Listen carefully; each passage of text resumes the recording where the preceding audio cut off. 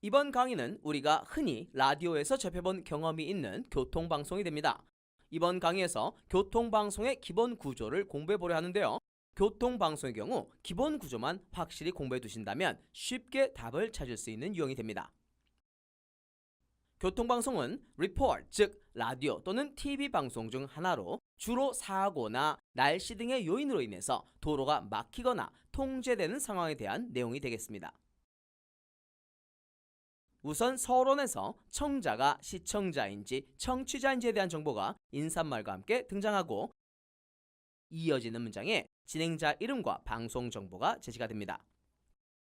그리고 이 지문의 주제문으로 사고나 날씨로 인한 도로 상황을 언급하게 되죠. 예를 들어 고속도로에 3중 추돌 사고가 나서 고속도로가 심하게 정체 중입니다와 같은 내용이 등장하게 되는 것이죠. 본론 부분에서는 언급된 도로 상황 때문에 초래된 여러 가지의 추가적인 문제점들이 언급이 되어집니다. 마지막으로 지문의 결론 부분에서는 다른 길을 찾으세요, 우회하세요, 대중교통을 이용하세요 또는 실내에 있으세요와 같이 화자가 청자에게 요청을 하거나 제안을 하는 사항이 등장하게 됩니다. 그리고 지문의 가장 후반부 마지막 부분에 다음 방송 정보가 등장하는데, 광고 듣고 몇 분 후에 오겠습니다 또는 채널 고정하세요, 곧이어 무슨 방송이 있을 것입니다 와 같은 표현이 제시가 되는 것이죠. 그렇다면 교통방송에서 어떤 종류의 질문들이 출제되고 답의 위치와 답을 이끄는 빈출 표현들은 무엇이 있는지 살펴보겠습니다.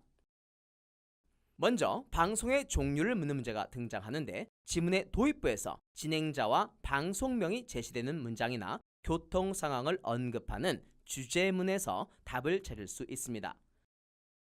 두 번째는 지문에서 언급한 문제점, 즉 problem이 무엇인지 또는 문제점이 생기게 된 원인은 무엇인지를 묻는 질문이 등장하는데, 이 문제는 교통 상황을 언급하는 주제문에 명확하게 답이 제시되죠. 이때 due to, because of와 같은 표현이 많이 사용되어 문제점과 원인을 이끌어준다는 점도 기억해 주십시오. 예를 들어 화자가 There's a heavy traffic on Road 24 due to an accident with 5 cars piled up 이라고 했을 때 문제점인 heavy congestion을 due to로 연결하여 문제의 원인이 되는 an accident가 언급이 된 것입니다. 세 번째는 세부정보 문제로 언제 무슨 일이 있었는지 또는 어떤 도로에 어떠한 일이 있었나와 같이 도로명이나 날짜와 같은 키워드를 활용하여 답을 찾는 문제가 등장합니다. 질문 속에 사용된 정확한 키워드만 파악한다면 어렵지 않게 답을 찾을 수 있는 유형이 됩니다. 다음으로 화자가 청자에게 요청 또는 제안한 사항이 무엇인가 묻는 질문이 자주 출제되는데, 거의 항상 가정법 플러스 명령문 구조로 답이 제시가 됩니다. 그리고 다른 길을 사용하시오, 우회하시오라는 내용이 alternate route, detour와 같은 표현을 사용하여 제시가 되어지고, public transit이라는 표현을 사용하여서 대중교통을 이용하라고 하거나 stay indoor와 같은 표현을 사용하여서 실내에 있을 것을 제안하는 내용들이 정답의 단서로 등장합니다. 마지막으로 청자가 이 방송 다음에 무엇을 듣게 될 것입니까 와 같은 다음 방송 정보를 묻는 질문이 출제가 되어집니다.